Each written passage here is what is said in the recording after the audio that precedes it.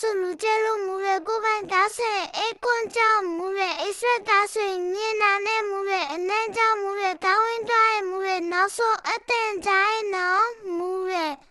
ပြည်တောက်ရတဲ့မူရတစ်မျိုးတောက်တယ်မူရနှစ်မျိုးတောက်တယ်မူရသုံးမျိုးတောက်တယ်မူရလောကကြီးခုလုံးမှာရှိတဲ့မူပြည်တွေအားလုံးတစုတစည်းရဲ့ညချသွားတယ်မူရ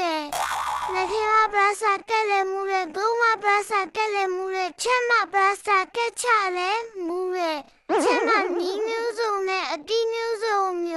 လုံးပြီးတော့ကတ်သွားလေမူရတမယာရှူရဲမူရရှူသေးဘူးရှူရဲမူရမေမိုရီချင်းနဲ့ခေါင်းကြီးထုထဲဝါလေမူရချက်ဒီစီပြောင်းပလင်းလိုက်မျိုးချသွားလေမူရနောက်ဆုံးခီးသွားမယ်ဆိုပြီးတော့တွေးမိနော်မူရဘလုံးနေမူရတော်လာလို့ခေါ်လဲမူရကျေးဇူးပါဒါပဲ